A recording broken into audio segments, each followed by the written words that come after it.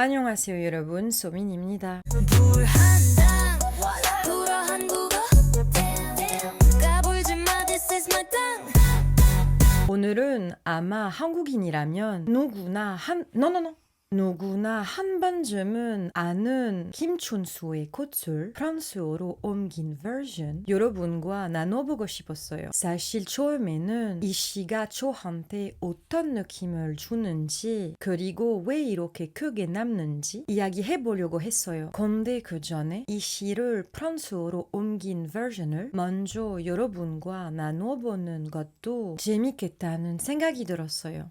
아닌가? 이렇게 유명한 한국 시가 다른 언어로 들리면 어떤 느낌일지 저도 궁금했거든요. 그래서 먼저 한국어로 읽고 그 다음에는 제가 옮긴 프랑스어 번역을 읽어보려고 해요. 그리고 그 뒤에는 번역하면서 제가 가장 답답하고 아쉬웠던 부분들을 조금 얘기해보려고 해요. 그럼 먼저 원문인 한국어로 읽어볼게요. 곧 김춘수. 내가 그의 이름을 불러주기 전에는 그는 다만 하나의 몸짓에 지나지 않았다. 내가 그의 이름을 불러줬을 때 그는 나에게로 와서 꽃이 되었다. 내가 그의 이름을 불러준 것처럼 나의 이 빛깔과 향기에 알맞은 누가 나의 이름을 불러다오. 그에게로 가서 나도 그의 꽃이 되고 싶다. 우리들은 모두 무엇이 되고 싶다. 너는 나에게, 나는 너에게 잊혀지지 않는 하나의 눈짓이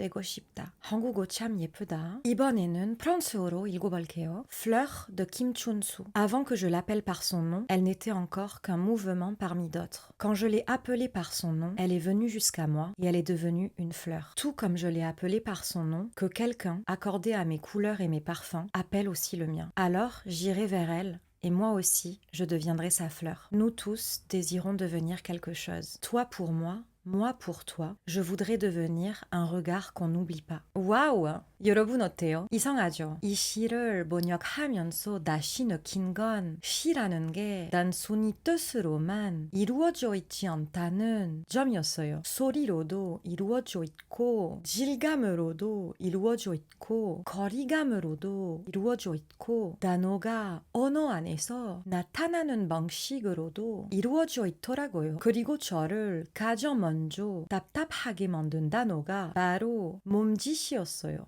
왜냐하면 한국어의 몸짓은 몸 플러스 짓이잖아요. 그래서 되게 비인칭적이면서도 동시에 여전히 몸에 묻어있는 느낌이 있어요. 아직 완전히 한 사람 같지는 않고 그렇다고 아무것도 아닌 것도 아니고요. 거의 몸 하나가 멀리서 움직이고 있는 것 혹은 몸의 움직임이 남긴 흔적 같은 느낌이 있어요. 몸짓에. 저한테는. 그래서 하나의 몸짓이라고 하면 저는 약간 흐릿한 몸 하나가 멀리서 움직이고 있는 정면이 떠올라요. 보이기는 하지만 아직 만질 수 없는 존재처럼요. 몸짓이라는 단어 너무 예쁘다고 생각해요. 근데 프랑스어로 가면 제스트나 무브먼트라고 옮길 수밖에 없는데 그건 전혀 같은 느낌이 아니더라고요. 몸짓이 가지고 있는 그 미묘하지만 중요한 결이 그냥 움직임 정도로 불려버리는 거예요. 질감이 조금 사라지고 충격도 조금 약해지는 느낌이었어요. 그리고 저를 두 번째로 답답하게 만든 건 성별이었어요. 이 시에서 그애라고 할 때 한국어에서는 그게 되게 열려있잖아요. 누군가일 수도 있고 한 사람일 수도 있고 그냥 어떤 인간 존재일 수도 있어요.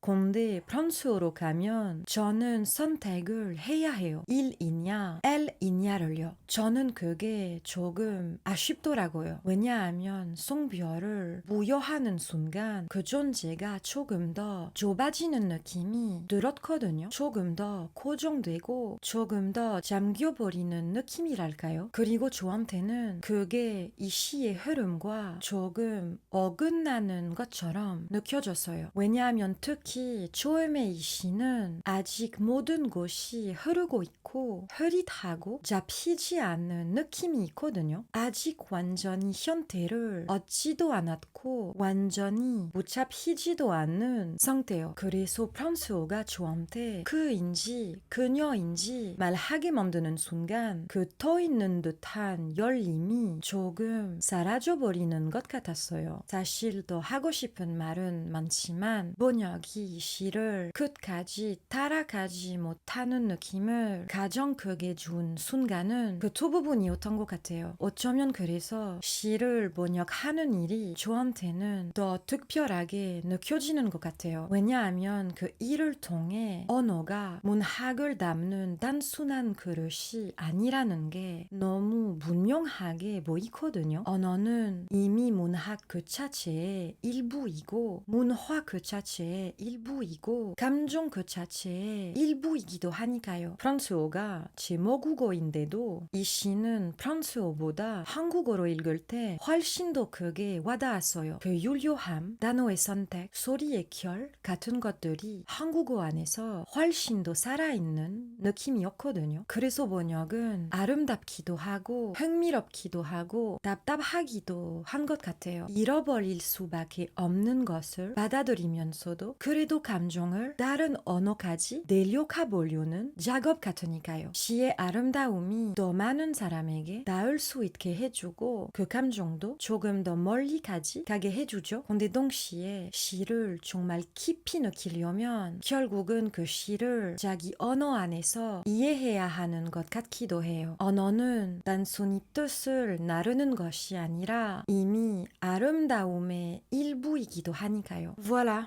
여러분. 오늘은 여기까지 하겠습니다. 여러분도 이 비디오에 대해 어떻게 생각하시는지 알려주세요. 궁금합니다. 오늘도 제 비디오 끝까지 봐주셔서 참 감사합니다. Have a lovely day. 좋은 하루 보내세요.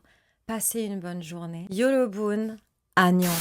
불한당 불어한 국어 까불지 마 this is my tongue 불 to the hand to the down 뜨겁게 gonna spit my 불